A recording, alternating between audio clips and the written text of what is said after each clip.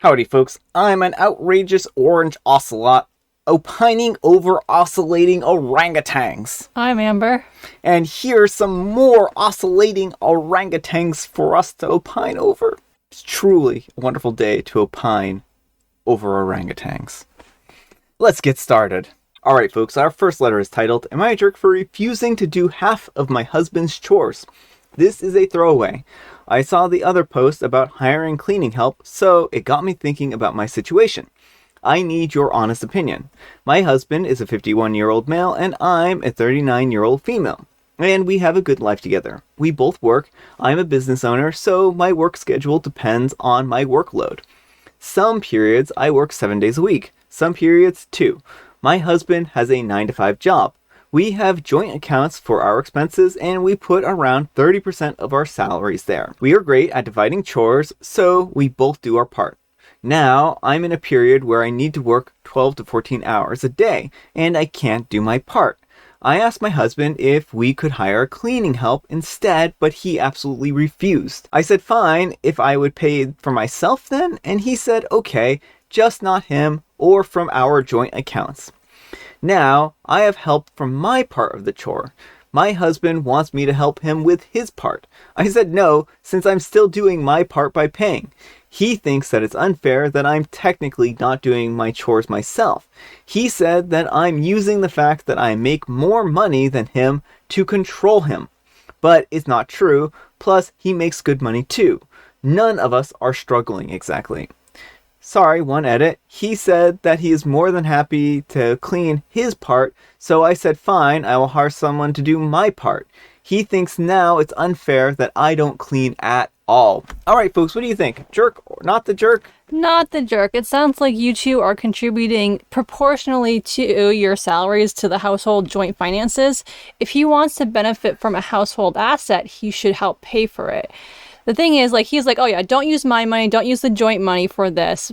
And now he's expecting you to pay for the entire thing. This whole tit for tat, it feels like it's either you do the cleaning physically yourself or you pay for everyone. And that's not a good, healthy approach. No, this is a complicated situation in the respect that OP and her husband aren't working together as a team. He's being very hard-nosed about this situation where she says that she wants additional help, right? And she was willing to hire help for both of them, but he was going to have to contribute to that as well. He also gave her permission to hire help to do her part of the chores.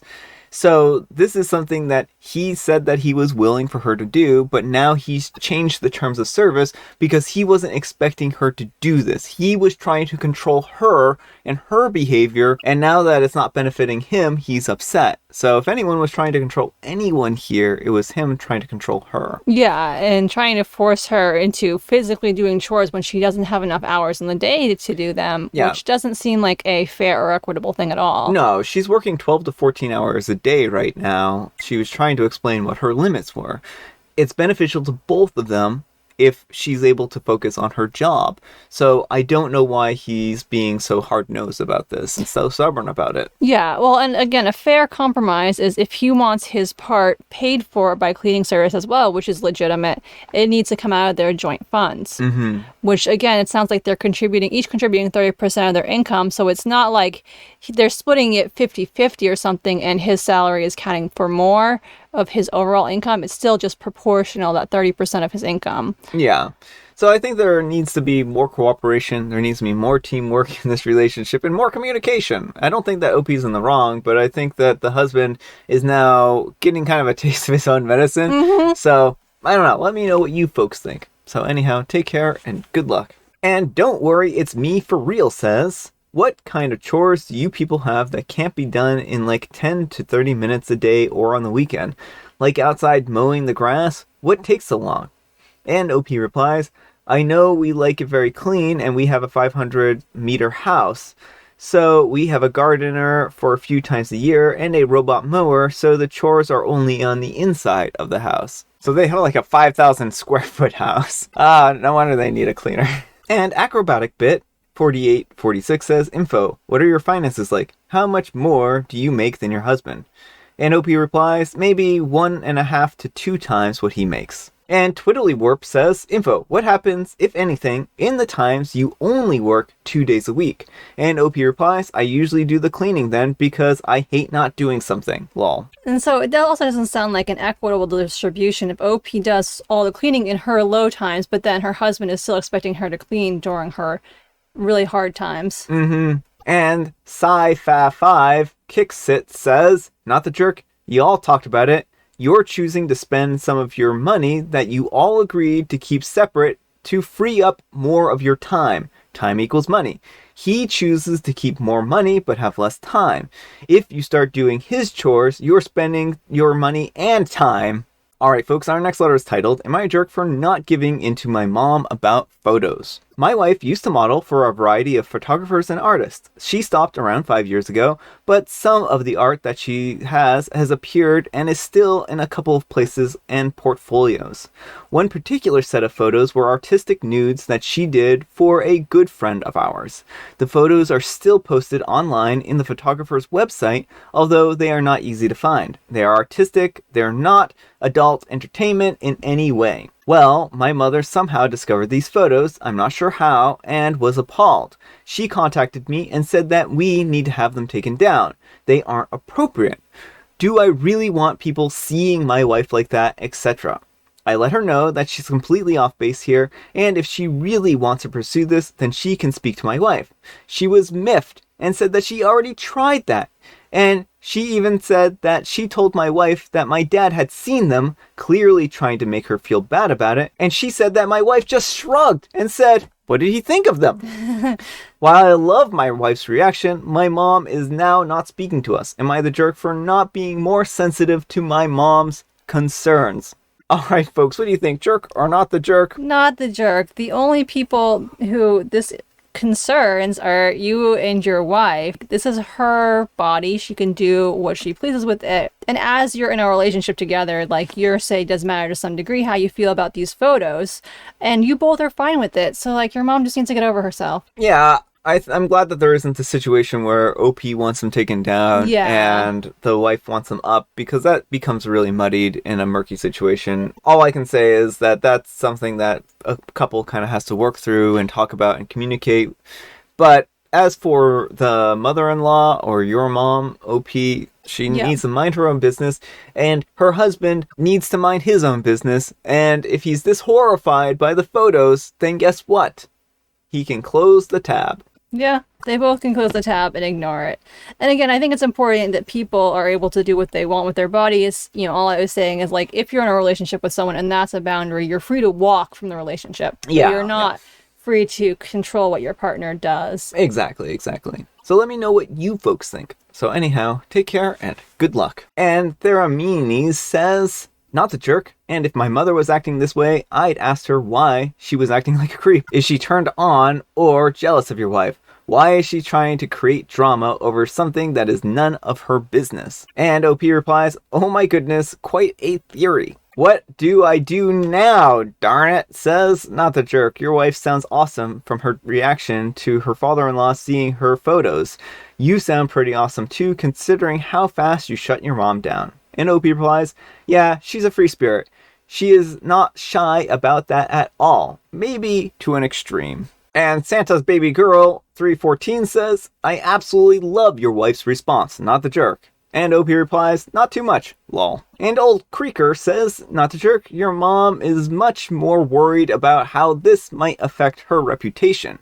Do I really want people seeing my wife like that than about your wife or you? And OP replies, I think you're onto something. Alright folks, our next letter is titled, Am I a Jerk for Saying No to Marriage Because of the Date? I am a 25-year-old female, and I said no to my boyfriend, a 27-year-old male's proposal. We'll call him Richard. For context, he proposed to me on the 1-year anniversary of my mom's passing. Him and I have been dating since high school. He knows how important my mom was to me, and I went to her for everything. Anyways, now onto the actual story. Richard had been hinting at a proposal for about 3 months now. I told him how I wanted to be proposed to and who I wanted there. I wanted my family and my friends to be there. Well, his sister took me to get my nails done and get my hair done, as well as what I thought was a way to help cheer me up a little since my mom's passing was still a pretty fresh wound. But around 5:30, we went to the botanical gardens in our city, and when we got there, I noticed all of Richard's family was there. That's when Richard came out and got down on one knee. I didn't know what to say or do. I was heartbroken because none of my friends or family were there. I started crying and I told him that I didn't want to marry him. I ran out. Since then, his family has been blowing up my phone and calling me dramatic and basically telling me that I need to move on from my mom's passing. And also the fact that none of my family was there, since they are now my family. Edit to add, I am not as upset that he excluded my friends and family. It's more that he chose to propose to me on the anniversary of my mom's death. If it was a different date, I would have said yes. He was there for me when my mom passed and through other tough times that I've had, and I've been there for him through everything that he's been going through as well.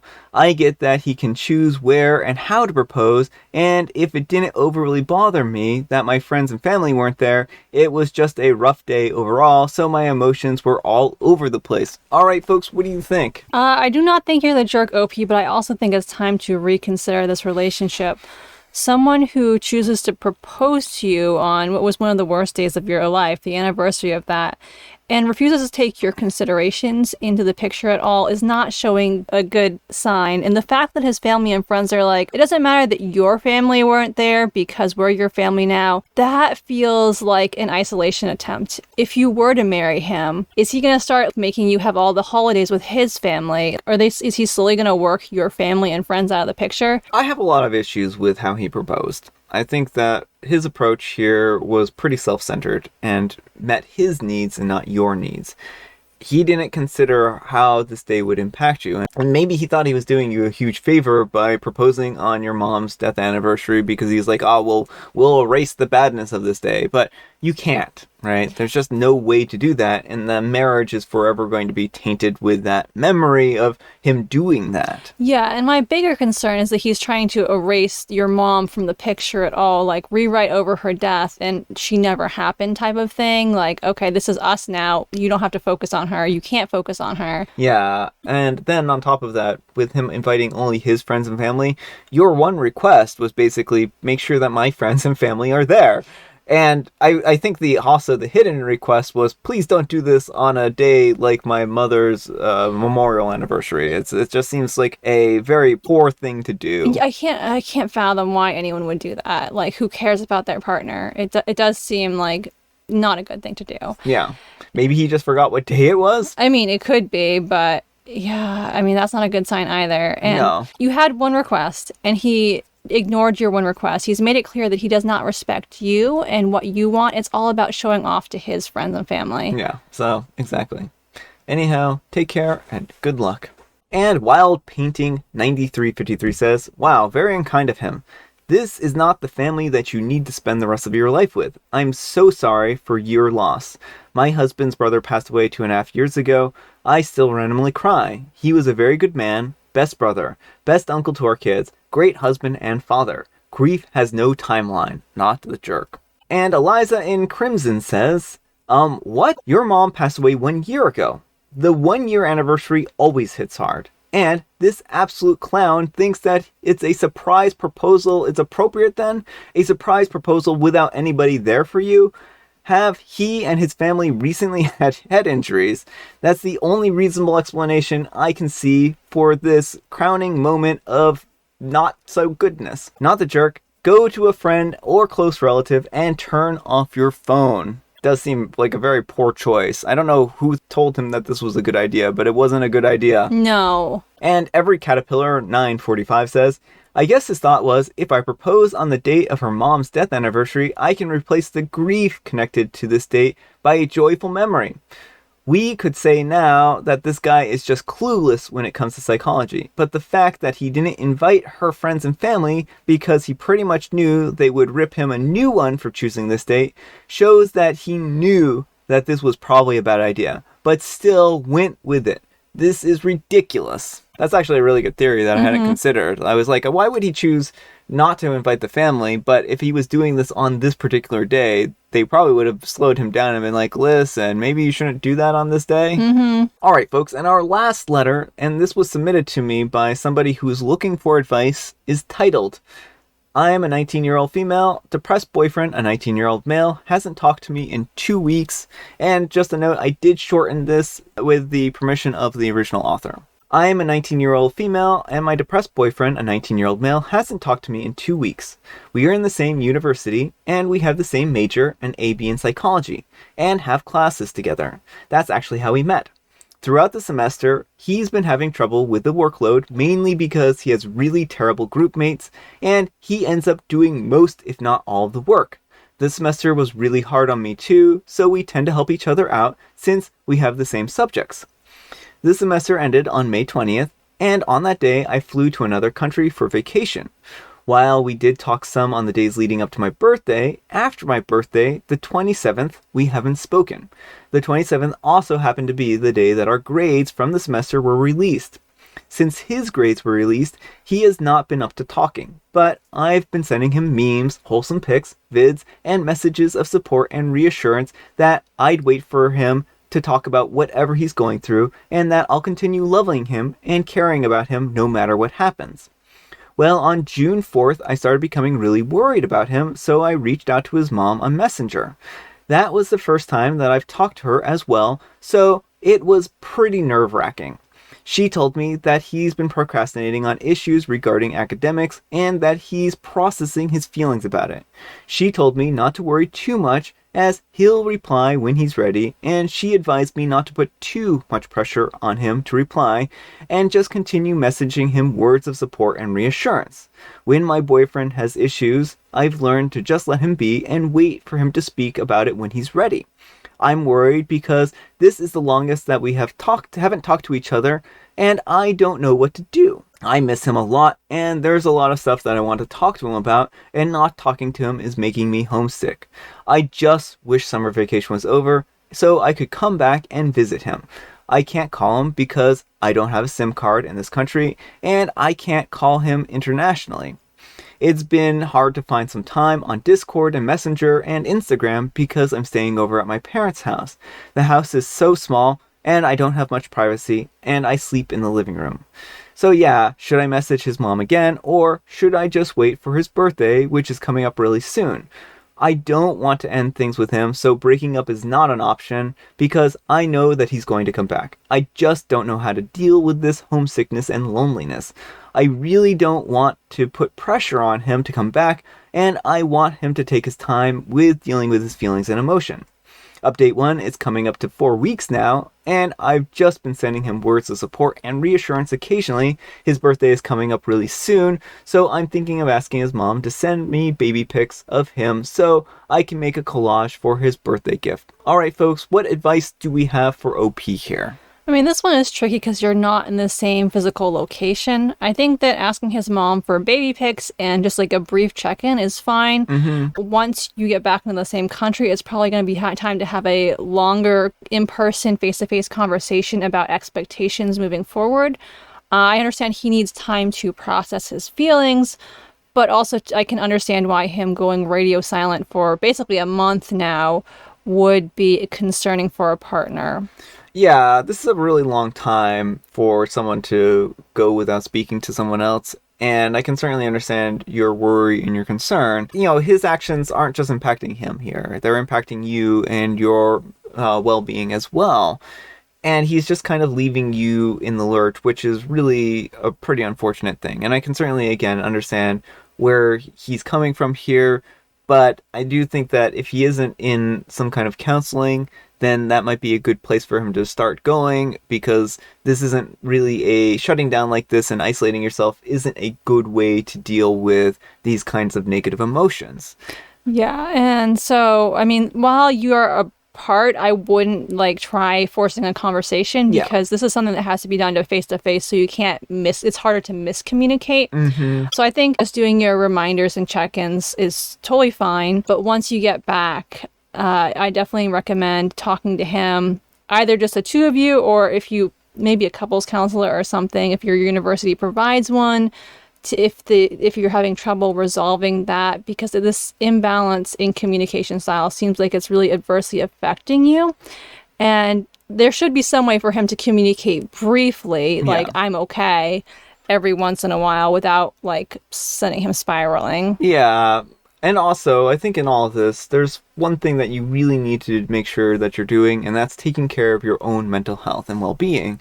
Do things that you enjoy, do activities that help take your mind off of him, and certainly absence makes the heart grow fonder, as the expression goes. And certainly, this is one of those times where having him not in your life might make you appreciate when the times when he is in your life. And certainly, there are periods of time when you're not going to be able to see your partner, and that's sometimes the way life is. But remember, there are family and friends and loved ones who want to support you and make sure that you're doing fine too. So make sure to take care of yourself and make sure to do things that you find fun and interesting, and don't just waste your summer because you're pining away over this one person. So I really think that taking care of yourself comes first in this respect. Mm-hmm. Because that's the one thing that you have control over the situation.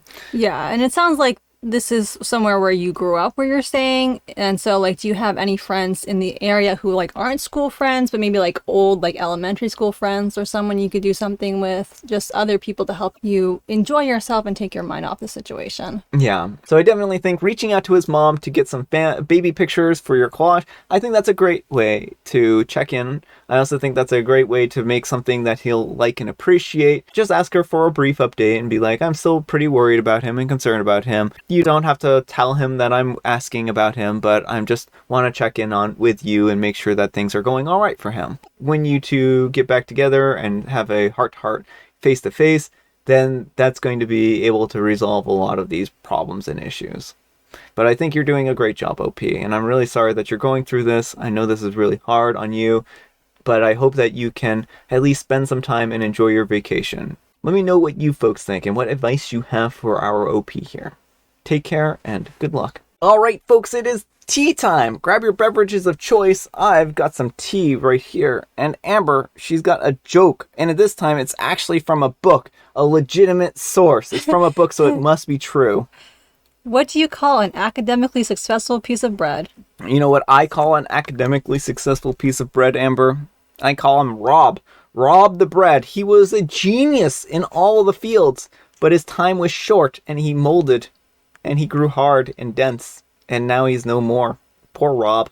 It's very, very depressing, but It was. an honor roll. An honor roll?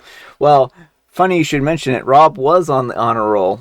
Way to drag the Sunday morning special down. You know, Sunday morning was going so well until poor Rob. And I have Mega Mint. All right, folks, that's all the time we have for today. Thank you so much for watching. Happy, spectacular, special Sunday. It's special for me, and I hope it's special for you. Amber, we need some kind of moral advice and or guidance, and please have it in the form of a fortune cookie. Life is calmer when you mind your own business. Oh, that is a good moral. I like that. Thanks so much for watching, and we will see you all tomorrow. Bye.